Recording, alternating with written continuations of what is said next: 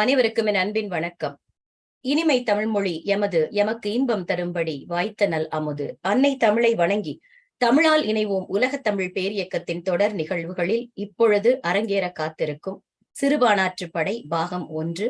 இந்த நிகழ்ச்சிக்கு களம் அமைத்துக் கொடுத்த எங்கள் தமிழால் இணைவோம் உலகத் தமிழ் பேரியக்கத்தின் நிறுவனர், தலைவர், கவின்கலை வேந்தர், சிவத்தமிழ் சீராளர் எங்கள் மதிப்பிற்குரிய சத்யநாராயணராஜ் பாலகுரு அவர்களுக்கும், எங்கள் தமிழால் இணைவோம் உலகத் தமிழ் பேரியக்கத்தின் துணைத் தலைவர், பாரதி கண்ட புதுமை பெண், எங்களுக்கெல்லாம் வழிகாட்டியாக திகழும் அன்பிற்கினிய மீனா திருப்பதி அம்மா அவர்களுக்கும், இந்த மாவட்டம் 18/7 உள்ளடங்கிய கூட்டு மாவட்டத்தின் ஆளுநராக எங்களை வழிநடத்தி கொண்டிருக்கும் அகநானூற்று சுடர் எங்களுடைய கருத்து களஞ்சியம் ஐயா, மதிப்புறு முனைவர், வாழும் வரலாறு. அதாவது இன்னைக்கு திருக்குறள் சொல்லும் பொழுது நம்ம நிறுவனர் அவர்கள் சொன்னார்கள், கண்டிப்பு கடுமையாக இருக்க வேண்டும், தண்டனை குறைவாக இருக்க வேண்டும்.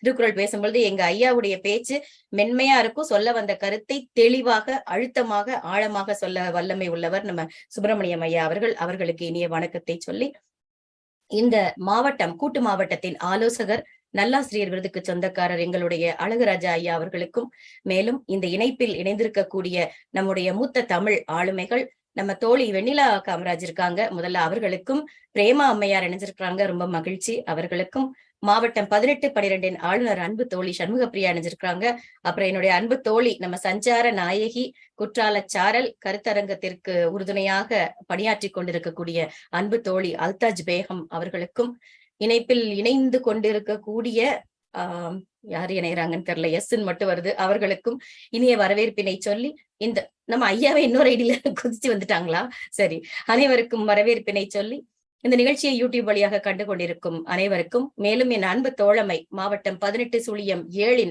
ஆளுநர், நிகழ்ச்சியை அழகாக ஒருங்கிணைக்கும் அன்பழகி தோழமைக்கும், மேனாள் ஆளுநர் அன்பு தோழி கவிதா நடராஜன் அவர்களுக்கும் என் அன்பான வரவேற்பினை பதிவு செய்து நாம் இப்பொழுது நிகழ்ச்சிக்குள் போகலாம். ஐயா சொன்னாங்க, அவங்க 10 பாட்டை குத்தகைக்கு எடுத்துட்டாங்களா அப்படின்னு சொல்லிட்டு, என்னுடைய சிற்றறிவுக்கு இந்த மாதிரி சின்ன சின்ன இலக்கியங்கள் தான் புரியுதுங்க ஐயா. நான் புரிந்து உணர்ந்ததை பகிர்ந்து கொள்ள ஆவலாக சித்தமாக இருக்கிறேன்.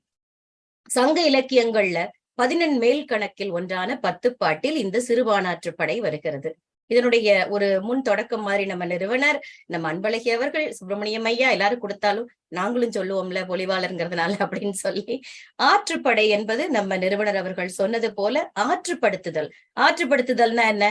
ஒரு கொடையாளியிடம் தாம் பெற்ற ஒரு பெரும் செல்வத்தை, பரிசை எதிரே வரக்கூடிய வறுமையில் வாடுவோருக்கு நீயும் போய் அவர்கிட்ட போய் அந்த வள்ளல் கிட்ட வாங்கிக்கோ, இன்னார்கிட்ட போனா உனக்கு வேண்டியது கிடைக்கும், ஐயா சொன்னது போல இவங்கிட்ட போயிடாத உள்ளதையும் புடுங்கிறவன், அது இன்னைக்கு உள்ள அரசியலுக்கு ரொம்ப பொருந்தும், அதையெல்லாம் அழகாக சொல்லி வழிப்படுத்துவது, நெறிப்படுத்துவது, அதுதான் ஆற்றுப்படை. பாணருங்கிறவங்க நம்ம தோழி அவர்கள் அழகாக சொன்னாங்க, பண்ணிசைத்து பாடுவதால், அவர்கள் பண்ணுக்கு ஏற்ற பாடல்களை எழுதுவதாலும் அவர்களுக்கு பாணருங்கிற பெயர் வந்திருக்கு. இவர்கள் பாட்டை பற்றி நன்கு அறிந்தவர்கள். ஒரு மன்னனை பற்றி ஒரு வேள்பாரில கூட நம்ம தொடர்ந்து வந்திருக்கோம், அந்த பாட்டுக்கு மயங்கியே அவன் உயிரை விட்டான் அப்படிங்கிற ஒரு எந்த ஒரு சூழல்ல, அதாவது ஒரு பாட்டுல இருக்கிறவனுக்கு பின்னாடி நடக்கிற சதி கூட தெரியாத அளவுக்கு மயக்கம் தரக்கூடிய வகையில் பாட வல்லவர்கள் இந்த பாணர்கள். பாட்டை அறிந்தவர்கள் மட்டும் அல்லாமல் தன்னுடைய சுயமான கற்பனையும் கவித்துவமும் இயல்பே பெற்றவர்கள். அவர்களை பற்றி நம்ம சங்க இலக்கியங்கள்ல நிறைய சொல்லப்பட்டிருக்கு. ஒரு பாணர் இன்னொரு பாணரிடம் சொல்லுவாங்க இல்லையா, யாம் பெற்ற இன்பம் இவ்வையகமும் பெருக அப்படின்ன மாதிரி, எப்பா நமக்கு கிடைச்ச வரைக்கும் லாபம் சுருட்டிட்டு ஓடிடாம, இந்த கொரோனா காலத்துல பாத்தீங்கன்னா, அதுவும் இங்க நம்ம புலம்பெயர்ந்து இருக்க நாடுகள்ல இந்த டாய்லெட் டிஷ்யூ, ஒரு பவுண்டி, நம்ம பேப்பர் டவல்னு சொல்லுவோம் இல்லையா, எந்த ஒரு பொருளாக இருக்கட்டுமே அவங்க கடைகள்ல ஸ்டாக் இருக்காது. கொரோனா நேரத்துல அவங்க திருப்பி வைக்கும் பொழுது மொத்தமா அள்ளிட்டு நிறைய ஜனங்க போனதை நான் பார்த்தேன். அரிசியா இருக்கட்டும், பருப்பா, ஏன் ஒரு 2-3 எடுத்துக்கிட்டு பின்னாடி வரவன் அந்த திரும்பவும் காலியா இருக்கதை பார்த்தா எவ்வளவு வருத்தப்படுவாங்கன்னு ஒரு மனிதநேயம் கூட இல்லாம நடந்துக்குவாங்க. ஆனா இந்த பாணர் பாருங்க, தன்னுடைய வறுமையான சூழல்ல தனக்கு ஒரு மன்னவன் பரிசளித்திருக்கிறான், இன்னொரு பாணர் வழியில வந்துகிட்டு இருக்கான், வாடி போய் நீ கவலைப்படாத, இன்னார்ட்ட போ, உனக்கு எல்லாமே கிடைக்கும் அப்படின்னு ஒரு பெருந்தன்மையா சொல்லி வழிபடுத்துறாங்க. இப்படி அவர்கள் பரிசு பெறக்கூடிய முறையைத்தான் இந்த ஆற்றுப்படைகள் சொல்லிக் கொண்டிருக்கிறது. இந்த சங்க நூல்கள் 18ல ஒரு சிறப்பு என்னன்னு கேட்டா, 4 நூல்கள் இந்த பாணர்களை பத்தி தான் நிறைய பேசியிருக்கு. சங்க காலத்துல அப்ப பாணர்களுக்கு எவ்வளவு முக்கியத்துவம் கொடுக்கப்பட்டிருக்கிறதுங்கிறத இதுல இருந்து நம்ம தெரிஞ்சுக்கலாம். எந்தெந்த 4 நூல்கள்ல சொல்லியிருக்காங்க? திருமுருகாற்றுப்படை, பொருணராற்றுப்படை, சிறுபானாற்றுப்படை, பெருமானாற்றுப்படை. நம்ம இன்னைக்கு சிறுபானாற்றுப்படை துவங்கியிருக்கோம். இடைக்களி நாட்டு நல்லூர் நத்தத்தனார் அப்படிங்கிற புலவரால எழுதப்பட்டதுதான் இந்த சிறுபானாற்றுப்படை. இதுல எத்தனை அடிகள் இருக்கிறதுன்னு பாத்தீங்கன்னா 269 அடிகள் அமைந்திருக்கிறது. பாடான் திணையை சேர்ந்தது ஆற்றுப்படை துறை. இதனுடைய பா வகை என்னன்னு பார்த்தா முழுவதும் அகவல் பா. அகவல்ங்கிறது சொல்றது, அதாவது ஒரு இடத்துக்கு போன்னு சொல்றாங்க இல்லையா, முழுக்க முழுக்க அப்படி சொல்லப்படுவதால் இது அகவல் பா, ஆசிரியப்பா வகையை சார்ந்தது. ஓய்மான் நாட்டு மன்னனான நல்லியக்கோடன் அவன்தான் இந்த பாட்டுடை தலைவன். அந்த மன்னனிடம் போய் பரிசு பெற்ற ஒரு சிறு பாணன் வழியில பார்த்த இன்னொரு பாணனை வழிபடுத்தி அனுப்புற காட்சியெல்லாம் நம்ம பார்க்க போறோம். கூத்தரும் பாணரும் பொருணரும் விரலியும் ஆற்றிடை காட்சி உரளத் தோன்றி பெற்ற பெருவளம் பெறார்க்கு அறிவுறுகி சென்று பயனெதிர சொன்ன பக்கமும்னு எங்க சொல்லிருக்கு? தொல்காப்பியத்துல புறத்திணை எல்லாம் சுட்டப்பட்டிருக்கு இந்த ஆற்றுப்படை பற்றி. சரி, நூலை எழுதினவர், நூல் ஆசிரியர் நம்ம பார்த்தோம் இல்லையா, நத்தத்தனார். அவரை பத்தி மேலும் கொஞ்சம் தெரிஞ்சுக்கலாம். சிறுபானாற்றுப்படைங்கிற இந்த நூலை எழுதின இவரு இடைக்களி நாட்டு நல்லூர் நத்தத்தனார். அதுலயே தெரிஞ்சு போச்சு அவருடைய ஊர் நமக்கு.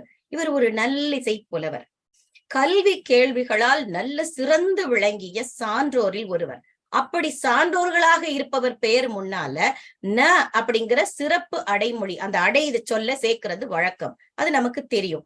அதைத்தான் நம் பண்டை தமிழ் சான்றோர் இவருடைய பெயரில் சேர்த்து நத்தத்தனார் அப்படின்னு இவர் வழங்கப்படுகிறார்.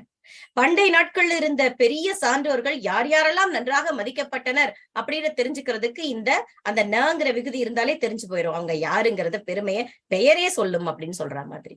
சரி, இடைக்களி நாட்டு நல்லூருங்கிறது அந்த இடைக்களி நாட்டின் பக்கத்தில் இருக்கக்கூடிய நல்லூருங்கிற ஊரை சேர்ந்தவர் அப்படிங்கிறது பெயரிலிருந்தே நாம் தெரிந்து கொள்ளலாம். ஐயா சொன்னது போல இன்னைக்கும் சென்னைக்கு தென்மேற்கில் இருக்கக்கூடிய அந்த சிறு நாடு, அங்கே அந்த ஊர் இன்னும் நல்லூருங்கிற பெயர்ல இப்ப ஊரும் இருக்குங்கிறது சொல்லப்பட்டிருக்கிறது. ஓதுவதற்கும் உணர்வதற்கும் இனிய முறையில் செய்யுள் யாப்பதில் வல்லவர். ஓதுவதுன்னா ஒரு விஷயத்தை சொல்ல மட்டும் தெரிஞ்சிருந்தா போதாது, அதை முதலில் தான் உணர்ந்து கேட்பவர்கள் ரசிக்கும் விதமாக அவர்களுக்கு சொல்ல தெரிஞ்சிருக்கணும். அதுதான் ஓதுதல். உணர்தல்ங்கிறது ரொம்ப முக்கியம். தான் உணராமல் ஏதோ படிச்சோம் ஒப்பிச்சோம் போயிட்டோம் அப்படின்னு இருக்க முடியாம தான் எழுதுவதிலும் வல்லவர் அப்படிங்கிறதுக்காக தான் இந்த புலவருக்கு இந்த சிறப்புகள் எல்லாம் சொல்றாங்க. சரி, பாட்டுடை தலைவனுக்கு போகலாம். இந்த சிறுபானாற்றுப்படை பேசக்கூடிய சிறந்த செந்தமிழ் பணவன் மாலையால இதை செய்யப்பட்ட இந்த வள்ளல் பெருமான் யாரு? நம்ம ஓய்மா நாட்டு நல்லியக்கோடன். இந்த வள்ளல் திண்டிவனத்தை சார்ந்து, அதாவது திண்டிவனத்தை சார்ந்து இருக்கக்கூடிய ஓய்மா நாடுன்னு வழங்கப்பட்ட நாட்டில் சிறப்பாக இப்ப நம்ம திருக்குறள்ல பேசின மாதிரி நல்ல செங்கோல் ஆட்சி செலுத்திய செம்மலாவான் இவன் அப்படின்னு சொல்றாங்க. இந்த மன்னன் நேர்மையாக ஆட்சி புரிந்திருக்கிறார். அது மட்டும் அல்ல, ஒரு நல்ல மன்னனுக்கு அழகு என்ன? வள்ளல் தன்மை. ஒரு இடத்துக்கு போய் மக்களை பாதுகாப்பதற்கு வீரமும் இருக்க வேண்டும், மக்களுக்கு கொடுப்பதில் வள்ளலாகவும் இருக்க வேண்டும். பேகன் முதலிய 7 வள்ளல்கள் தாண்டி அந்த அத்தனை வள்ளல்களுக்கும் இவன் ஒருத்தனே சமமாக கருதப்பட்டான்னு நத்தத்தனார் அவ்வளவு புகழ்ச்சியாக இந்த மன்னனை பற்றி பேசுகிறார்.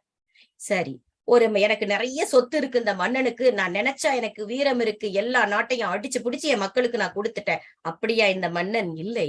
அவனுக்கு இயல், இசை, நாடகம் இப்படி முத்தமிழையும் பயின்றவன். புலவர்களுக்கெல்லாம் தாயாக இருந்து அவர்களுடைய கலைகளையும் மதித்து போற்றக்கூடிய வல்லமை வாய்ந்தவன். எனக்கு எல்லாம் தெரியும், நீர் பேசியதில் குற்றம் இருக்கிறதுன்னு சும்மா வரவங்க போறவங்க எல்லாம் வம்பு பண்ணிட்டு இருக்கல. தான் அத்தனையும் கற்றிருந்தாலும் வரக்கூடிய புலவர்களையும் பாணர்களையும் மதித்து நடத்தியவன். தமிழை தலை தாழ்ந்து வாழ்த்தி வணங்கிய பெருமைக்கு உரியவன் இந்த மன்னன். மாவிலங்கை அப்படிங்கிற சிறந்த நகரத்தை தான் தன்னுடைய தலைநகரமாக கொண்டு இவன் ஆட்சி பண்ணி வந்திருக்கிறான். இந்த மன்னன் ஆட்சி செங்கோல் செலுத்திய இந்த ஆட்சியை பத்தி ஒரு பல வார்த்தைகள்ல அழகாக சொல்லியிருக்காங்க. அது எனக்கு ரொம்ப பிடிச்சிருந்தது, அவங்க கூட பகிர்ந்துக்கணும்னு ஆசைப்படுறேன். ஒரு மன்னனுக்கு குணாதிசயங்கள் எப்படியெல்லாம் இருக்கணும்னா அது இந்த நல்லியக்கோடனுக்கு எல்லாமே இருந்திருக்குங்க. சின்ன சின்ன விஷயங்கள் தான். செய் நன்றி அறிதலும், சிற்றினம் இன்மையும், இனம் சார்ந்து சேர்த்து வச்சிருந்திருக்கணும், அது ரொம்ப முக்கியம் ஒரு அரசனுக்கு. இன்முகம் உடைமையும், யாராக இருந்தாலும் அவனை போய் பார்க்கக்கூடிய காட்சிக்கு எளியவனாக இருந்திருக்கிறான். இனியன் ஆதலும் அவன் சொல்லக்கூடிய சொல் வருவோரை ஆற்றுப்படுத்துவதாக, ஒரு சாந்தப்படுத்துவதாக, மகிழ்ச்சிப்படுத்துவதாக இருந்திருக்கு.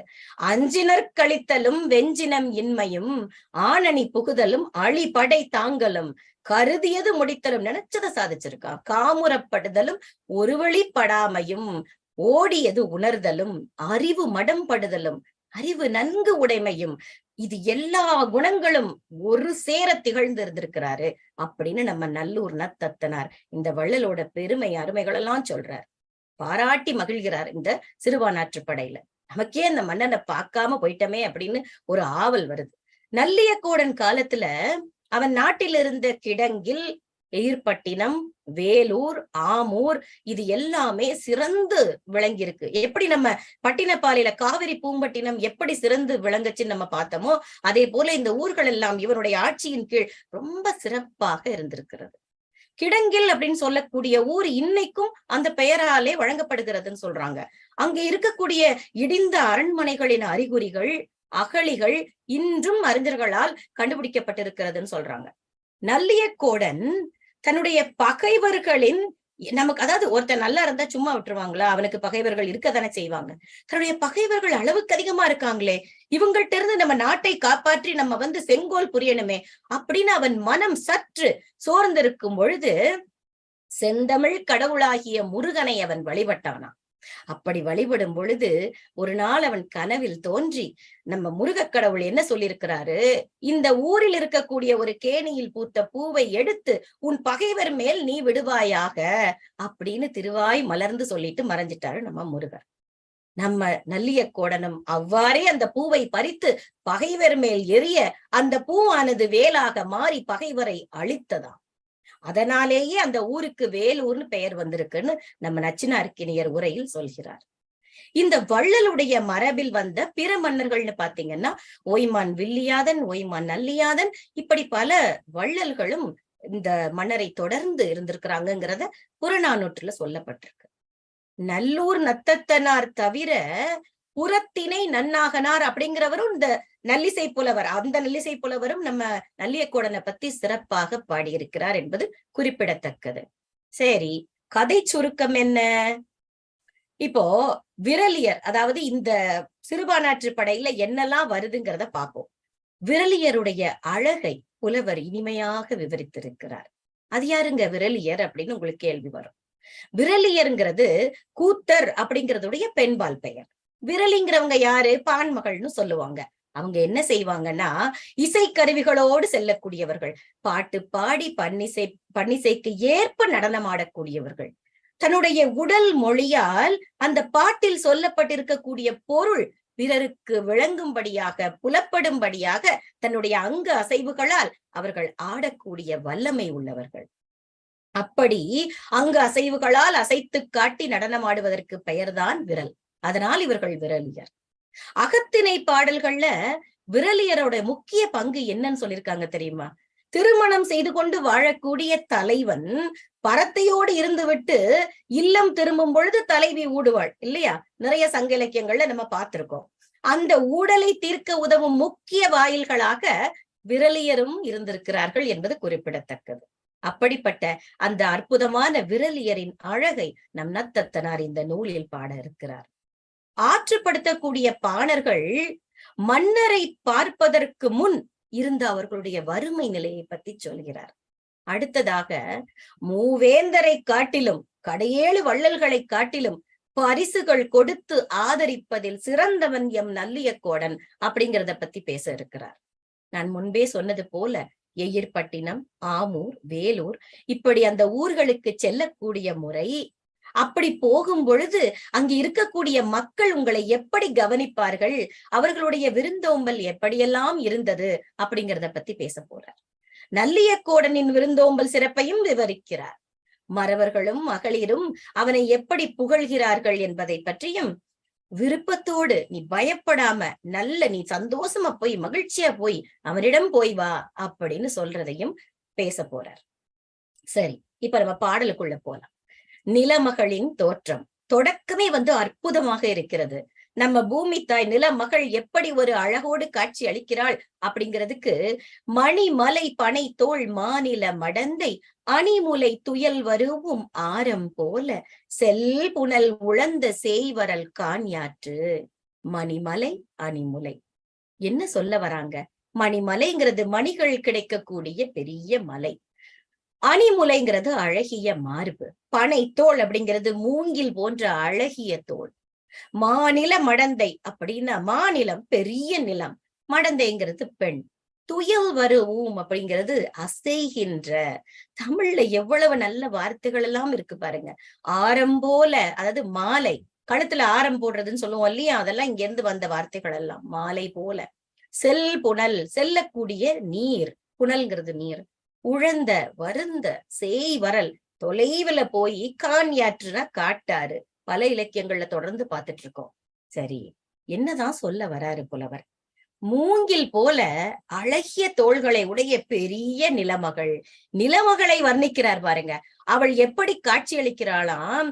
நீல மணிகளெல்லாம் கிடைக்கக்கூடிய பெரிய மலை போல இருக்கக்கூடிய அவளுடைய அழகிய மார்பில் தொலைவிலிருந்து இரு பக்கத்திலிருந்து வந்து விழக்கூடிய ஒரு கழுத்துல நம்ம ஆரம் போட்டிருந்தோம்னா 2 பக்கத்துல இருந்து வந்து விழுற மாதிரி இருக்கும் அது கூடுற இடம். அப்படி அசையக்கூடிய முத்து மாலையை போல என்ன அசைந்து கூடுது? காட்டாறு.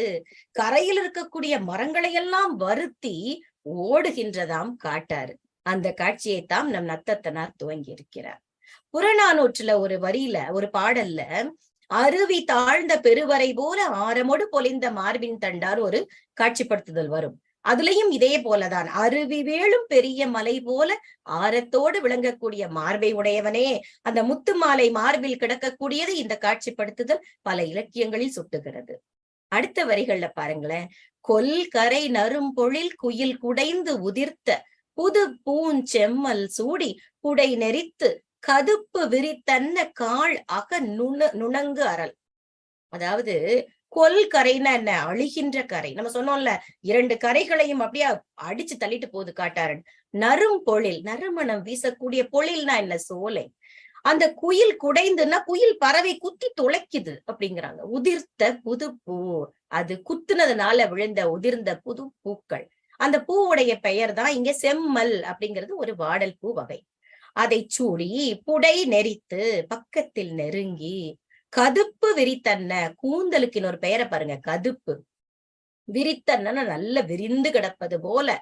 காழக, அதாவது கால் அக நுணங்கு அரல். நுணங்குங்கிறது நல்ல நுண்ணிய, அந்த ஆத்து மணல் எல்லாம் பாத்திருக்கீங்களா? கையில எடுத்து இப்படி பாத்தீங்கன்னா ஒண்ணுமே இருக்காது, இப்படி இவ்வளவு குட்டியா இருக்குமான். அரல்ங்கிறது மணல். என்ன சொல்றாங்கன்னா, அந்த காட்டாற்று கரையில நறுமண மலர்கள் எல்லாம் பூக்கக்கூடிய அந்த நிறைய சோலை இருக்கிறது.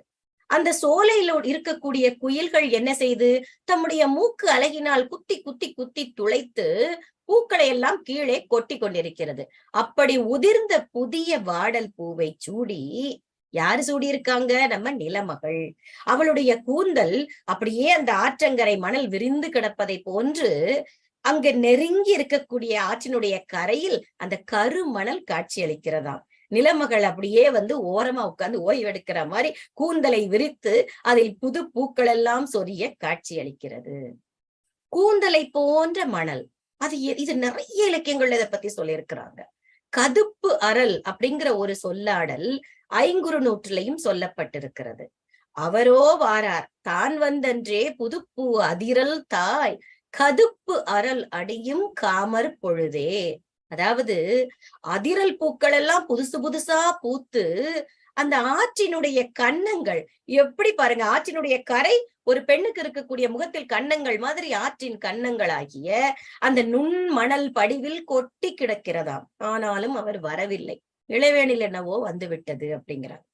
கலித்தொகையில் ஐதாக நெறித்தன்ன அரல் அவேர் நீள் ஐம்பால் அப்படிங்கிற ஒரு வரியில அந்த மணல், ஆற்று மணல் மென்மையாக, நான் முன்பே சொன்னது போல அந்த மணலை நீங்க கையில எடுத்து இப்படி பிசுக்கி பார்த்தா தெரியும், பட்டு போல இருக்கும். அந்த மணல் மென்மையாக அப்படியே நெளிந்து நெளிந்து பாத்தீங்கன்னா யாரோ ஓவியம் வரைஞ்ச மாதிரியே கிடக்கும்.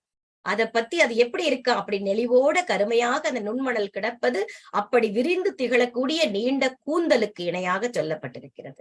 இந்த கலித்தொகையில. சரி, இப்ப நம்ம இளைப்பாறும் பாணனுக்கு போறோம். அயில் உறுப்பு அணையாகி 5 நடந்து வெயில் உறுப்புற்ற வெம்பரல் கிழிப்ப வேனில் நின்ற வெம்பத வழிநாள் காலை ஞாயிற்று கதிர்கடா உறுப்ப பாலை நின்ற பாலை நெடுவழி சுரன் முதல் மராத்த வரிநிழல் அசையி. ஐயோ பாவம், என்ன சொல்ல வராங்கன்னா, அயில்ங்கிறது இரும்பு, உறுப்புங்கிறது வெப்பம். ஒரு இரும்புல இருக்கக்கூடிய வெப்பம் நீங்க சும்மாவே சுடும் வெயிலு, அதுல வெயில்ல கிடக்கக்கூடிய ஒரு இரும்புல நம்ம வண்டியில தெரியாம கால் வெயிலே நின்னுட்டு இருந்த ஒரு வண்டியில நீங்க கை வச்சு பாருங்களேன், சுற்றும், அப்படியே பொத்துரும். அப்படி இருக்கக்கூடிய இரும்பின் வெப்பம் மாதிரி இருக்குது வெம்பரல். அப்படி வெண்மையான பரல் கற்கள். அந்த பரல் கற்கள்ங்கிறது சின்ன சின்ன அந்த கூழாங்கற்கள் மாதிரி, அது காலை கிழிச்சிரும், அந்த அளவுக்கு இருக்கும். அந்த வெண்பத அந்த வெப்பத்தன்மை அப்படிப்பட்ட ஒரு நாளில், வெம்மையான நாளில் காலை ஞாயிற்று கதிர்கடா, காலையில் தோன்றக்கூடிய கதிரவன் அவனுடைய கதிர்கள் எல்லாம் செலுத்திக் கொண்டிருக்கிறான். எப்படி?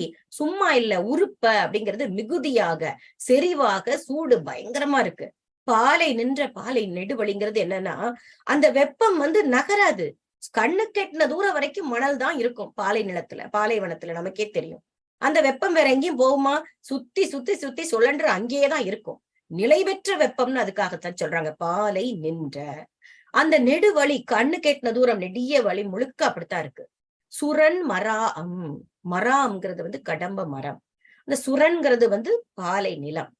வரி நிழல் அசையி, அந்த கிளை நிழல் அதில் தங்கி, அசையிங்கிறது தங்கி.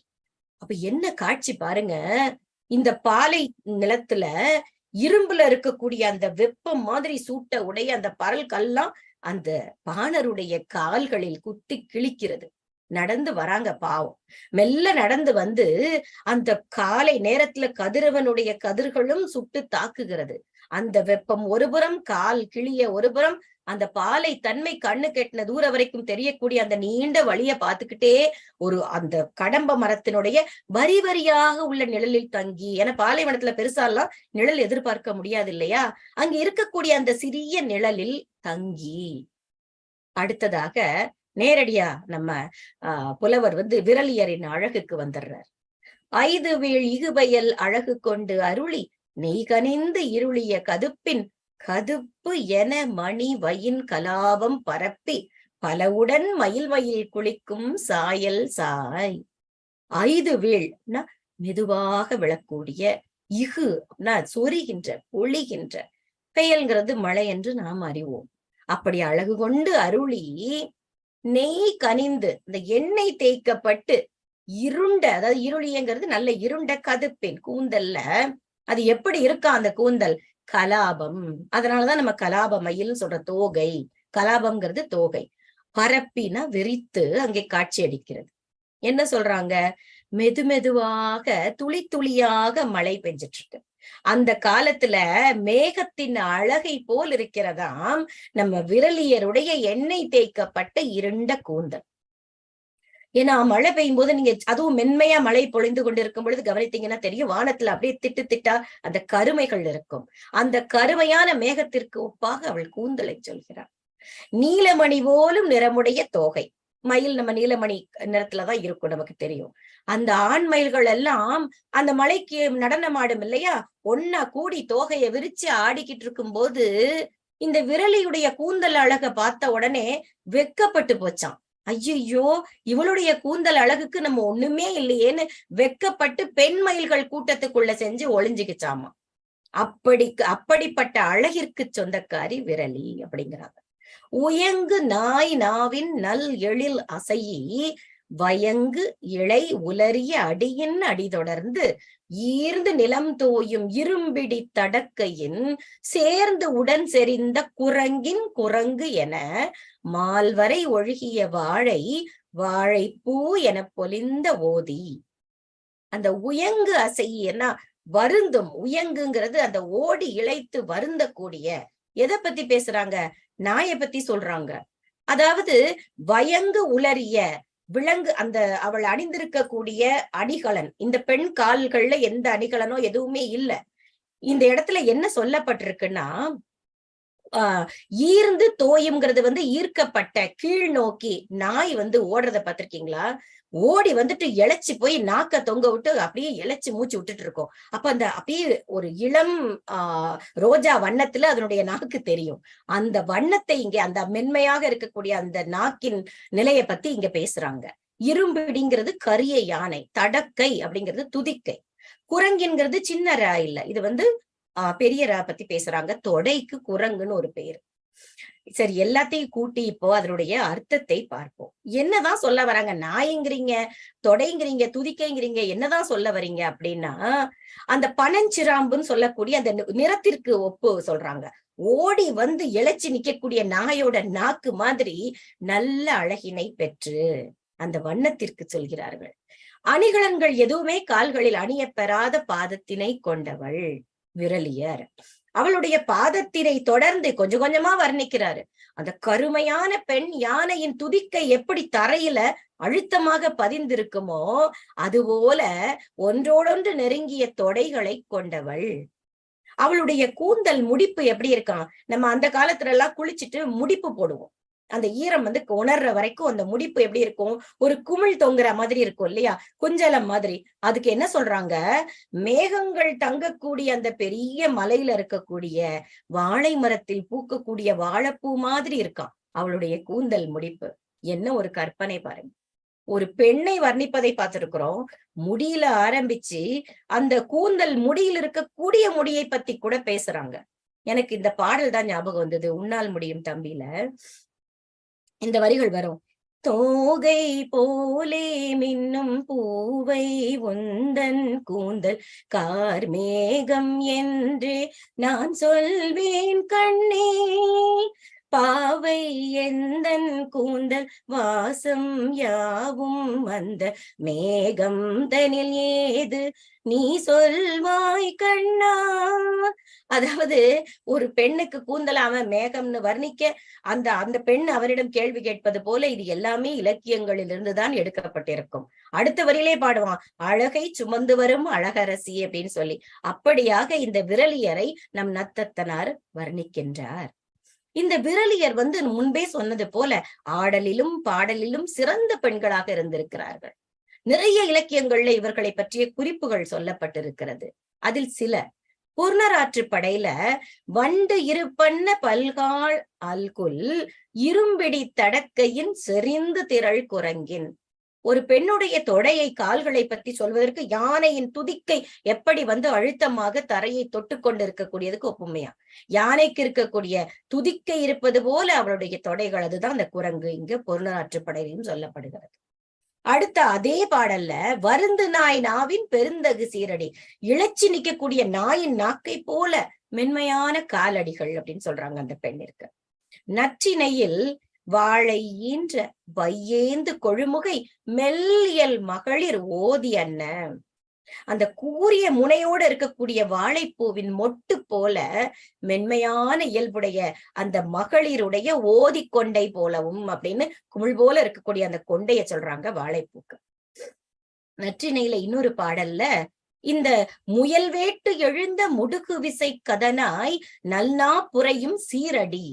அதாவது முயல் வேட்டைக்கு நாய்களை தான் முடுக்கி விட்டு பிடிக்க விடுவாங்களாம். அப்படி முயல் வேட்டைக்கு முடுக்கி விடப்பட்ட நாயின் நாக்கு போல மென்மையான உள்ளங்கால்களை கொண்டவள், அப்படிப்பட்ட பாதத்தை கொண்டவள்னு சொல்றாங்க. நாயின் நாக்கு அன்ன அடி. அந்த நற்றினையில் சொல்லப்பட்ட அந்த கத நாய் நல் நா புரையும் சீரடி அப்படிங்கிறதும் இந்த அர்த்தத்தை கொண்டுதான் இருக்கிறது.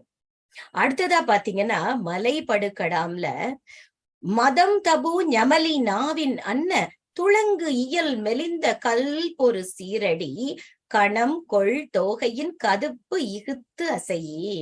அதாவது வெறி பிடிக்காத நாயின் நாக்கை போலவும் ஈரமும் மென்மையும் கொண்ட காலடிகளை உடையவர்கள்தான் இந்த விரலியர் அப்படின்னு மலைபடுக்கடாம்ல சொல்றாங்க.